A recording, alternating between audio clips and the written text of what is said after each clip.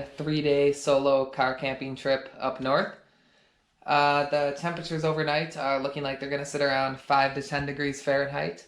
So there's a few things we're going to do to get the car ready to keep us warm. One of the cheapest and most effective solutions that I've found is to get yourself a roll of this heat reflective insulated foil. It only runs about 10 bucks a roll online. You can find it in most hardware stores. We're going to measure and cut out pieces that we can wedge in each window overnight. This not only does wonders for retaining the body heat, but it's also a great way to have a little extra privacy while you camp. Although we will be on remote backcountry service roads, sometimes it's just nice to have blinds.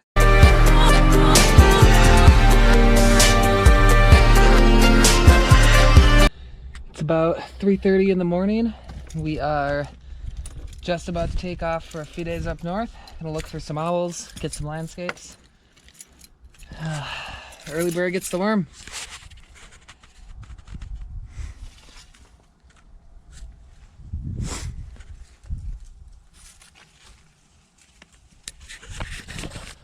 One thing that I do a lot when I go on trips like this is forget things.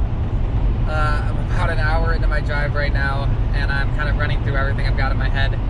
And I'm realizing that I forgot a pot to boil water to cook with, a spoon to eat with, a pillow to sleep with. I do believe I have my ultralight pillow in bag from my last trip, but part of the benefits of car camping is that you can bring your comfy pillow from home, but I definitely forgot that. And possibly most detrimental, and I really can't believe I left this at home, is my second camera body. It's not a huge issue, but when shooting things like owls that are out primarily around sunrise and sunset, it's really nice to have a second body with a wide angle on, just in case you want to capture a landscape without having to fumble around with lenses. The real kicker with that, though, is 2 of my 4 backup batteries for this trip were in that camera. So I'm really hoping that we can get through the next few days with the batteries I have on hand. We're definitely too far to turn back now, especially if we want to catch the owls before it gets too light out, so I guess we're just going to power through and hope for the best. I swung through the last town that I'm going to hit before I get to the bog where we are looking for owls. I stopped at both gas stations in said town, and neither one had pumps that were operational right now. So we're sitting on just under half a tank of gas. Probably be okay, although I would feel a lot better heading into the bog with a full tank of gas, just in case, because there is certainly nothing around there for miles in terms of refueling. But those 2 gas stations put us about 10 minutes behind schedule. 10 minutes doesn't seem like a lot, but looking for owls, you really have a small window of time after the sun starts to come up where you can photograph them before they head into the woods for the day. So we are going to roll the dice a little bit on the gas and just keep moving forward and hope that things work out. So we're getting about where we want to be now to start really looking for the owls. So I'm sure you can hear it's a really kind of a rough dirt road. It's actually the first time I've been here where the road wasn't completely snow-packed. And we're sitting at about 16 degrees Fahrenheit, which is also probably the warmest weather I'll have ever shot in this particular location. This really is some prime habitat, though, as you can see for yourself. It's beautiful up here.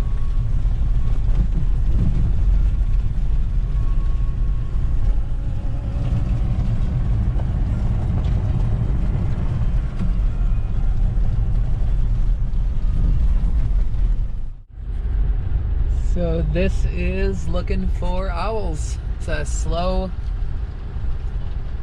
tedious process as the owls blend right in with this type of environment, which is why they thrive in it so well. So we're just scanning trees. Let me know if you see anything.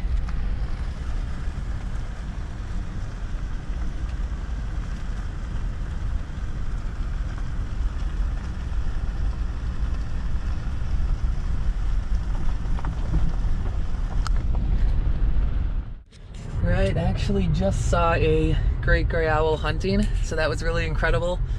Unfortunately, before I got my camera ready, he dove back further into the woods out of sight. So we're gonna drive really slowly along the road here, hoping that he is continuing to hunt up or down this road and comes back out into the open for us. hopefully this works out, but even just seeing one for a moment. Well, I think we're gonna switch up our plans a little bit here. Like I said, I saw that great gray owl jump back into the woods earlier, and that was really the first good look I've gotten at one in about 3 years. And I'm really not ready to stop chasing that just yet, so I think we're actually going to kind of bum around in this area all day. We'll see if we can't find anything else, maybe fox. I saw some pine and evening grosbeaks a while back, so we can try and photograph some of those. But I want to be here tonight once it's getting towards sunset, so I can have another go during prime time. No guarantees, and this does put us behind schedule, and will also have us getting to our campsite at Tataguchi State Park an hour and a half or 2 hours after sunset, seeing as sunset's around 4:30 here right now. Luckily, we set up the whole camp, so to speak, in the car last night, so there's really not a whole lot to do other than get to the spot, throw it in park, and we should be ready to nap it out before we get going on some night photography. But yeah, I'm just not ready to stop the chase just yet, so we're gonna gas up, drive around a little bit, see if we can't find anywhere cool to post up for a while, maybe do a little hiking, and then closer to sunset we will get back to it looking for owls. So yeah, it should be a good time, hopefully. Right, so we were on our way out of the bog area to go to the gas station, refuel and whatnot, and I saw a large group of pine grosbeak kind of fly down and land on the side of the road. So I pulled off onto the shoulder, and they remained calm long enough for me to get out and get down on the ground and get some eye-level shots, so that worked out really nicely. Let's take a look.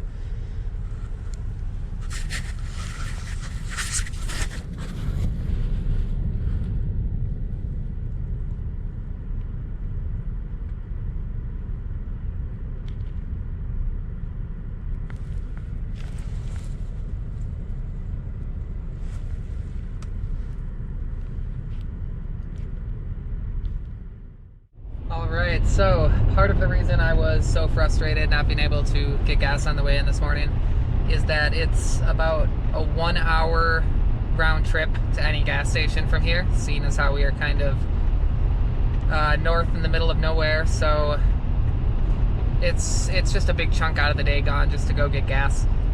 And it's, you know, it sucks to use gas to go get gas just to use more gas. So it was a little frustrating, but getting a little hungry as well. We could stop and get something to eat without breaking into our camping supplies, so I suppose it all works out. You just got to make the best of it.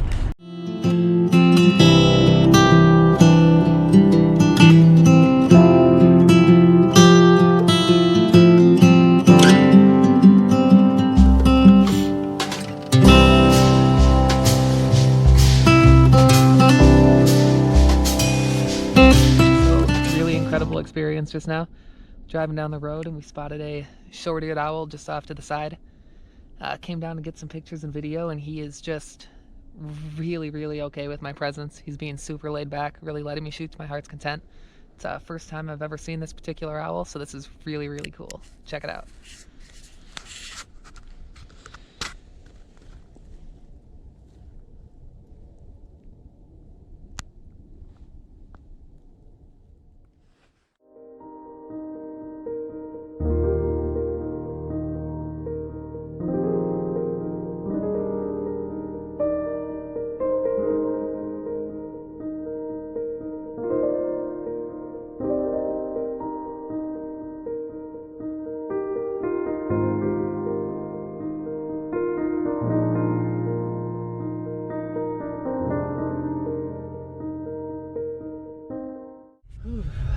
Alright, well, spent another 20 or 30 minutes trekking around through the woods. Actually found another pine marten, which is just insane. I've now seen twice as many pine martens today as I have in my entire life leading up to this point. Didn't get great pictures of them. It was in the woods, so, you know, we were pushing between 2,000 and 3,000 ISO, exposure comps down 1.7, just trying to maintain some semblance of shutter at 600 millimeters. So I don't know how they turned out. I'm trying pretty hard not to look through my pictures on this trip because I did leave my camera with my backup batteries at home, and so I don't want to burn through the batteries looking at the LCD. but not doing it is killing me because I really want to see how these shots turned out. Patience is a virtue, right? All right, so we left the house around 3:30 this morning. It is now about 2:10 in the afternoon, so I think it's time to take a quick break for some food. And I have Nature Valley protein bars and Monster. Who says you can't sleep in your car and live large?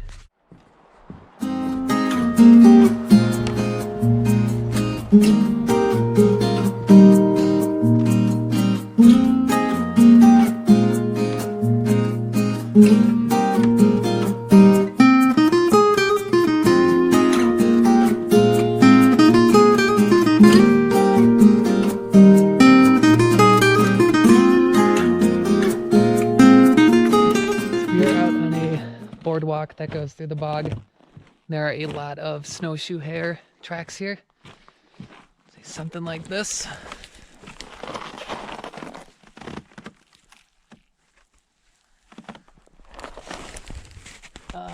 Hard to find a white rabbit in an all-white landscape, but we are going to do what we can. Well, as if we weren't lucky enough before with the short-eared owl, we now have a northern hawk owl. Sure you can't see him in the video here. He's right up on that pole. So we're gonna get some shots. Pretty sure I have frostbite on at least 4 of my fingers, but heading out of the bog for the night to our campsite, and I found another great gray owl. I was just perched. The lighting was really bad. I was pushing ISO 10,000, so I switched to some video, but got some clips and some photos that may work. It was definitely an incredible experience. Watched it hunt and catch 2 different voles. Just incredible, but I need to warm up my hands before I lose a finger.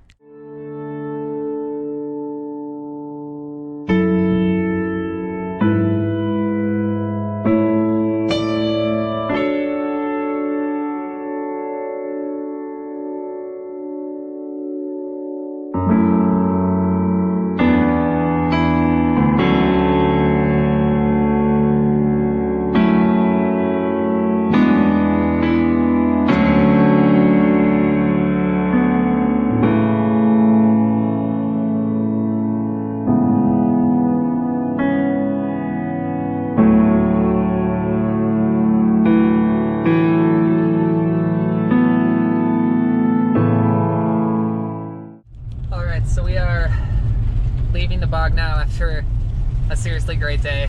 Short-eared owl, northern hawk owl, great gray owl, pine martin, pine grosbeak, evening grosbeak, pine siskin, red poll. I mean, what an incredible day. Super glad I decided to change the trip itinerary a bit. So now we have about a 2-hour drive north to our final destination, Chattahoochee State Park. There we'll have a fire, get some hot food, catch a quick nap before we do some night photography, and switch into landscape mode. Hopefully it goes as well as the wildlife did this trip.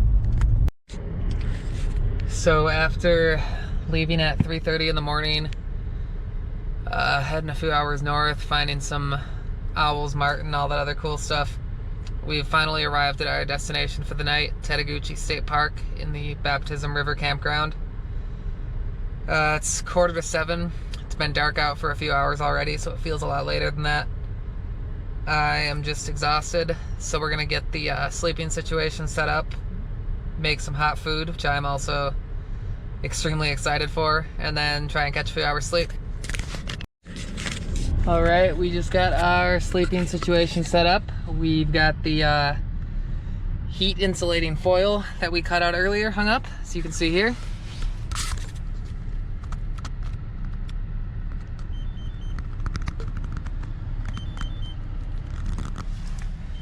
Some of it was cut a bit haphazard, so I ended up using some duct tape just to kind of keep it up there. But it's already getting toasty in here. We have the car running right now. We'll let it run for another 5 or 10 minutes just to get it warm.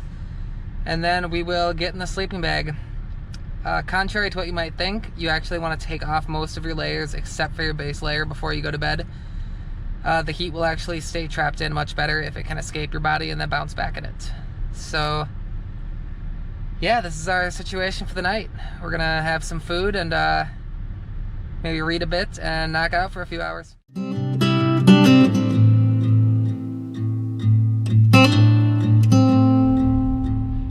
So it's about 6 a.m. We're gonna have a quick breakfast and then head out to catch the sunrise over Lake Superior. Got down to about 8 degrees last night, but everything stayed warm and toasty in here, so we're glad to see that everything works out well with this car. So now we're just doing some battery changing, as the cold weather overnight did drain some of our batteries out of our gear. So we're gonna pop the sole backup that I have into the camera now. Hopefully that can last another day and a half. I've still got a few bars left on my previous battery in there, so we'll see. We're gonna throw the landscape lens on and we're gonna head out.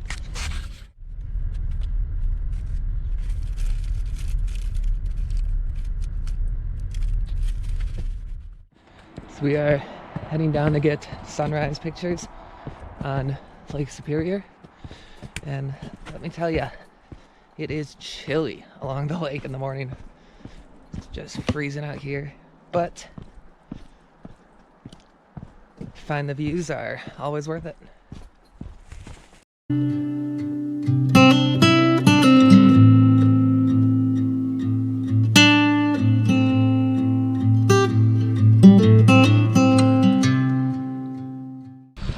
Alright, beautiful sunrise here on Lake Superior. You can see the sun coming over the horizon, all the sea smoke coming in, as well as some waves crashing up against the rocks. It is freezing down here by the water. So we're gonna move up mainland a bit, get some stuff switched around, and head up to do some landscape photography.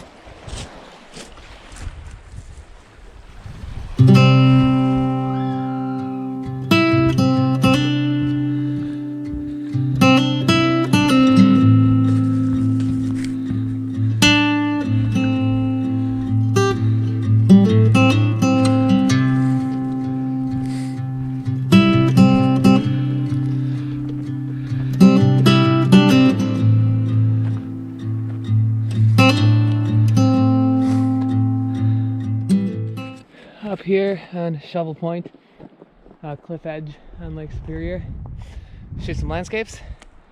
I've got with me my 150 to 600 as well on the back here. I know that there's a peregrine that lives somewhere in this park. I've seen photos tagged here, and I have found more than enough half-eaten birds to know that it is this particular cliff face where it nests. For landscapes, I've got the Nikon 80 to 200. Most people think of wide angles for landscapes, but somewhere as big as Tateguchi, or just in general, I love the images that the 80 to 200 f2.8 produces, and a little compression can go a long way.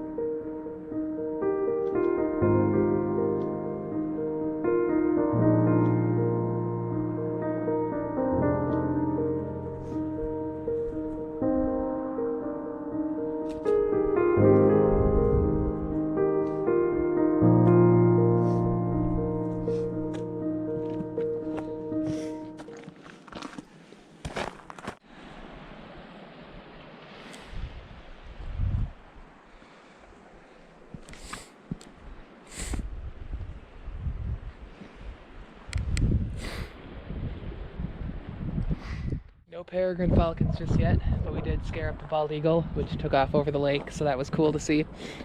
This type of environment is perfect for peregrine. They will perch in these trees that grow out of the side of the cliff face here.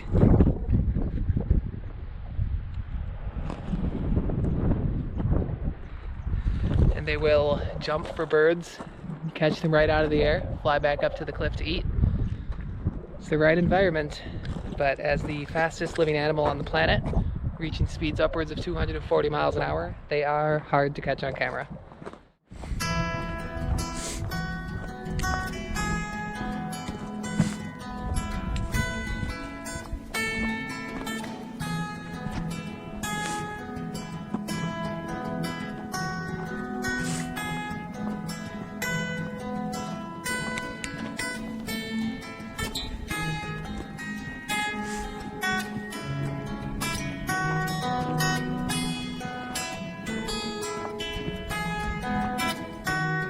just had an opportunity to lay down and get some shots of a red squirrel.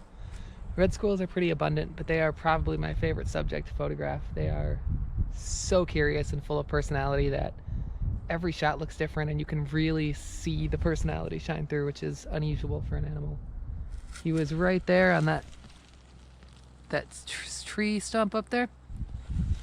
So to lay down and get some eye-level video shots. Good stuff. Let's move on.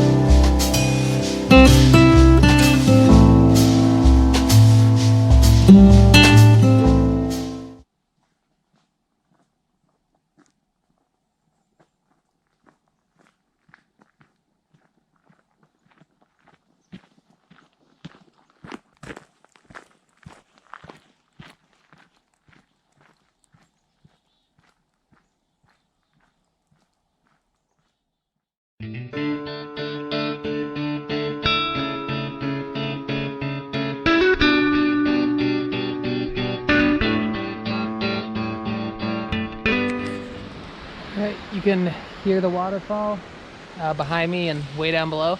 So now we are going to make our way down into this gorge to shoot this beautiful waterfall.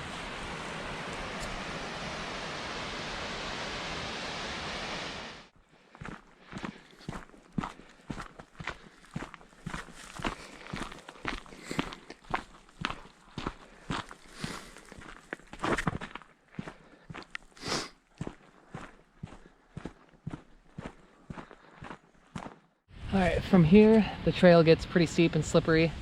I've done this hike a number of times in the winter, so I knew that going in. So we're going to throw on our crampons, which are basically rubber tops for your boots with spikes on the bottom to give you traction on ice. They are super convenient.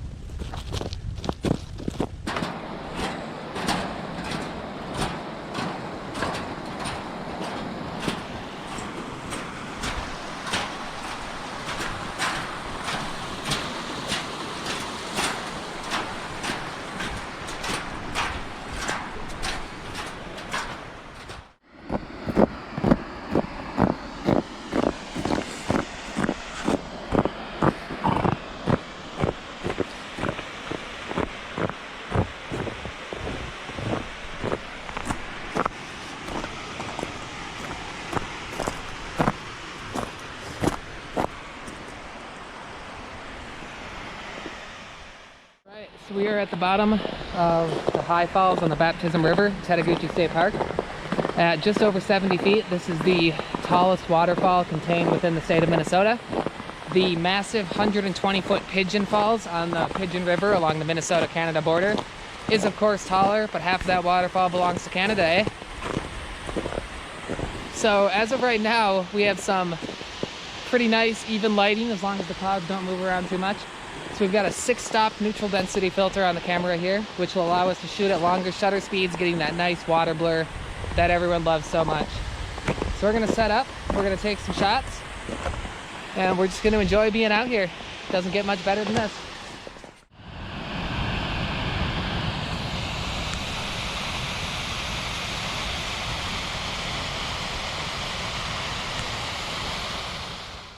Be a bit careful where we're walking right now. You see I've got ice below me,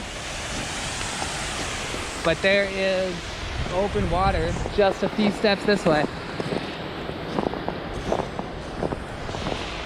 So we're just definitely erring on the side of caution here.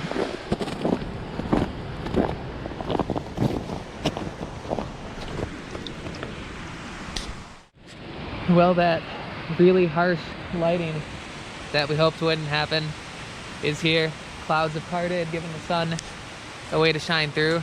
It's really blowing out the highlights on the snow and casting a lot of shadows. We did manage to get some shots before that happened though, so that's good. I think we will head to a falls deeper in the woods now. Maybe try and get rid of some of this sunlight. Beautiful day to be out regardless.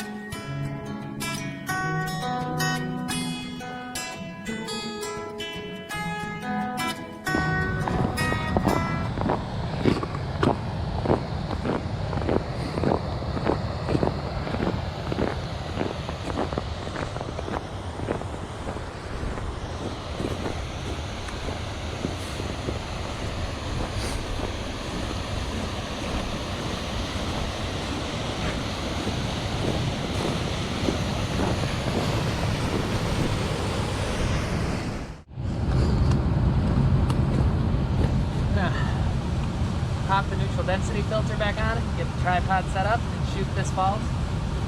Two-step falls on the Baptism River.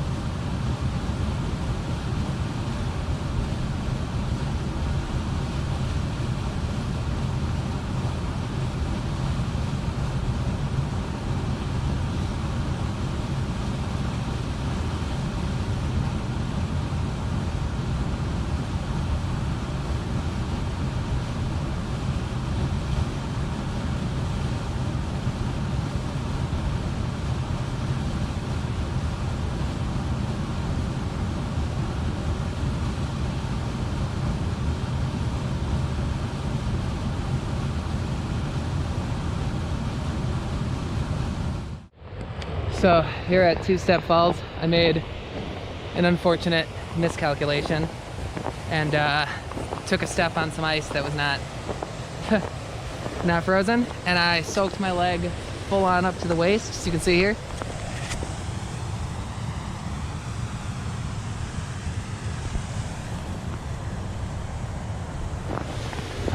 It's frigid water. It's below freezing out here, so sucks to cut it short because we're too far in to get back out here on this trip, but in the interest of safety, I think I gotta get back to the car, put on some dry pants, dry socks. It's a shame. At least the sun's out.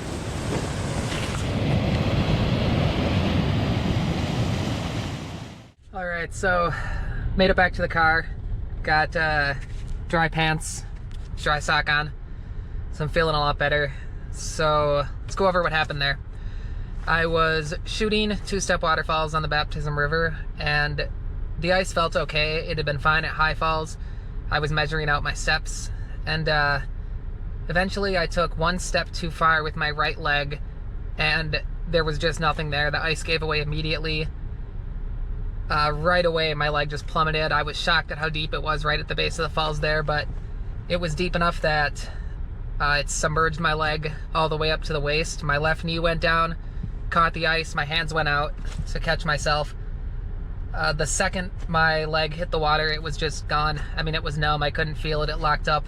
I don't think it touched bottom. I'm incredibly grateful that the other ice, excuse me, that broke my fall didn't break as well, or I would have gone in completely. As far as things that can go wrong on a winter hike, that is about as scary as it gets for me. So I'm really glad that the sun was out. It's a little deceiving. It looks nice out there, but it's only about 18 degrees.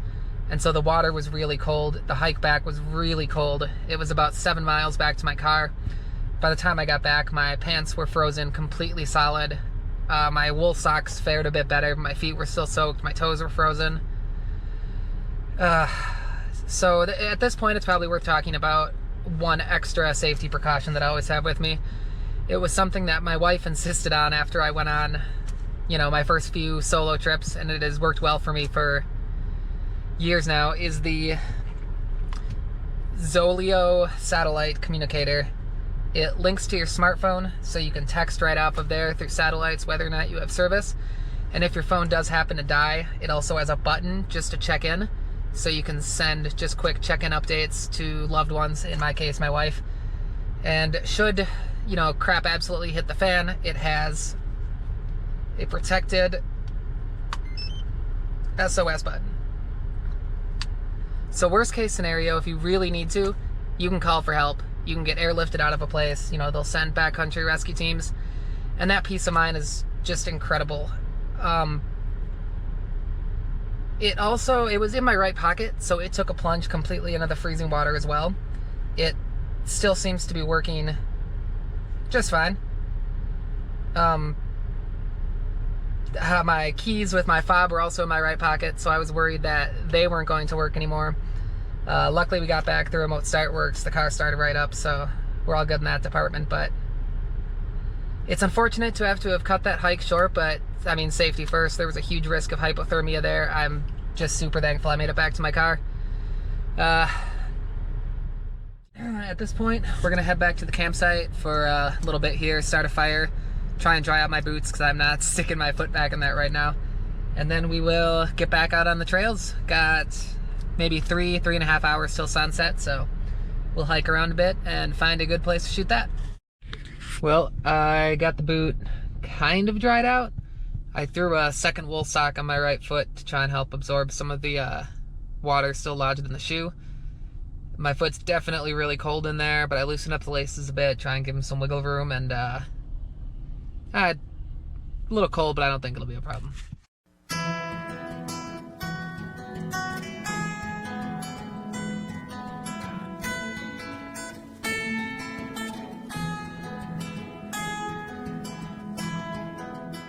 Alright, check out these rocks that have been covered by Superior's waves and then frozen. And they now have a sort of shell around them. It's really cool to see.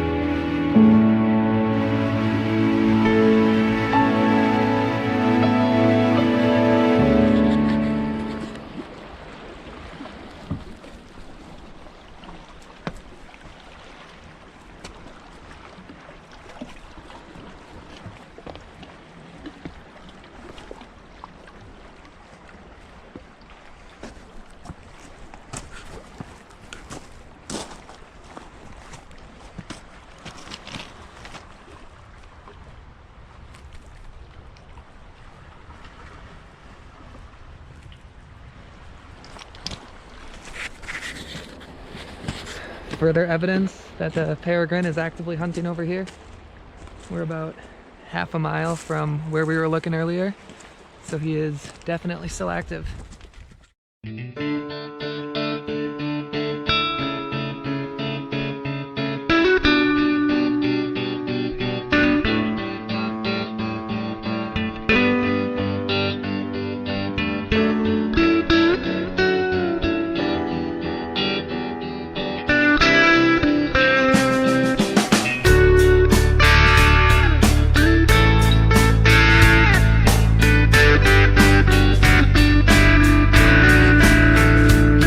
Shot our final sunrise of the trip. Now we are heading back to the car. We're gonna head to one more spot for wildlife a few hours south. It's nice because it breaks up the drive home almost exactly halfway. So we are gonna grab some breakfast, get some more coffee, and get to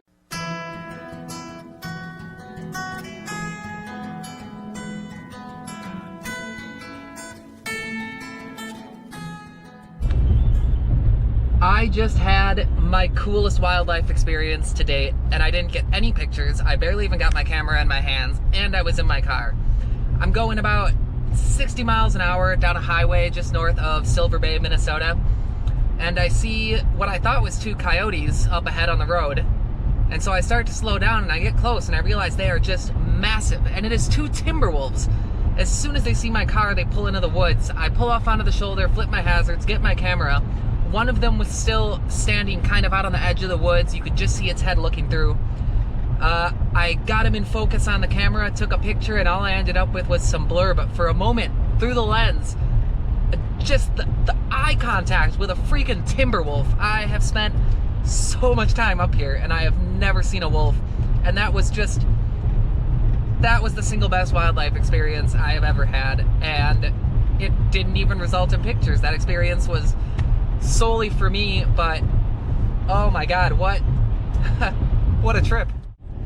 So a few days ago we got 2 great gray owls, but they were in some less than ideal lighting. The second one was almost completely in the dark when I was trying to shoot it.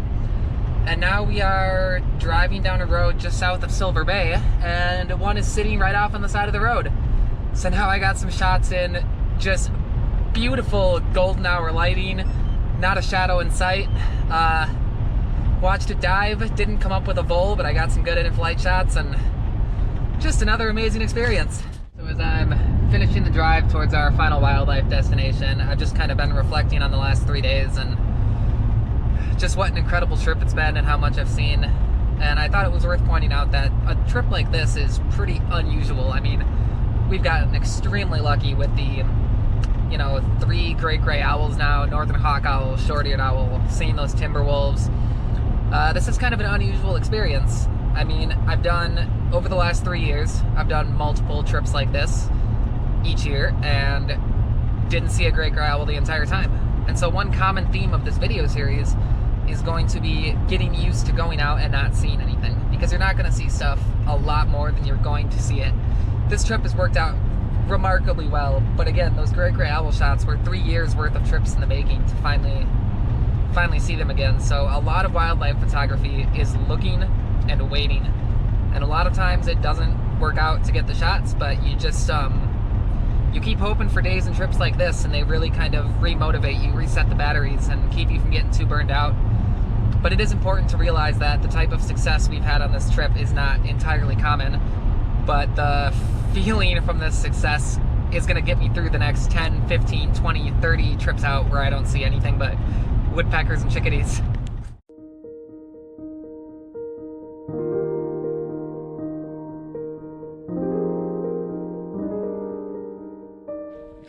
How the back of a car should look after a good trip.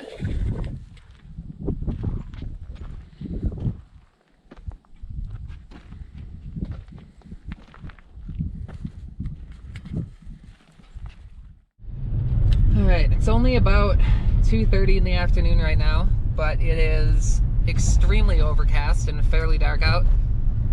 Sometimes in these conditions you can find owls hunting a little earlier, not quite as close to sunset. So we are going to start our search now and spend the last few hours of the trip here hopefully grabbing one last good encounter with an owl, and then we've got about a 3-hour straight shot back home.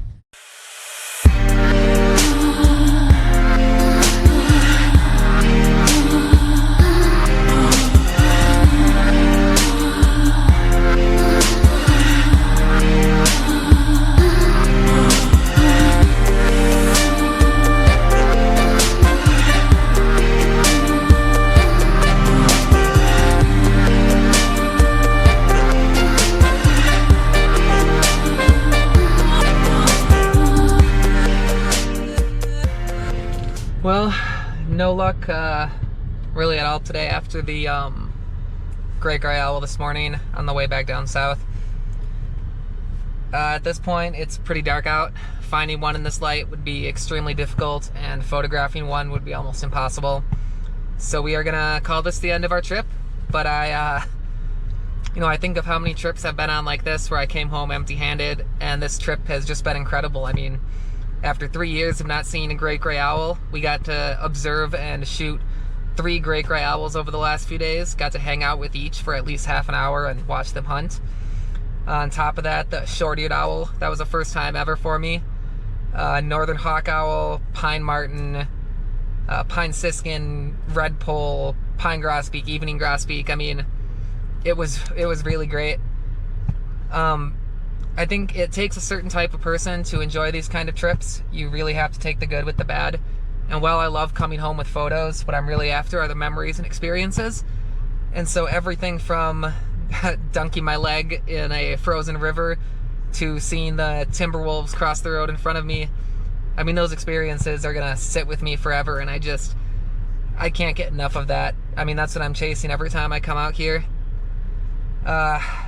Whether or not you think you want to sleep in the back of your car for a few days, if you have any questions on wildlife photography, how to find wildlife, camping, hiking, backpacking, anything like that, shoot me a message. I am more than happy to help other people get out and experience everything that this beautiful natural world has to offer. Well, it's about 8 o'clock. I'm finally getting home. I'm exhausted. I feel like I got hit by a bus. I'm extremely excited to see my wife and my dogs, get a hot food, hot shower, and a real bed. We drove about 700 miles, hiked about 25, and took about 1,700 pics. So I'm gonna go in and dump those pictures onto an external hard drive, and then relax.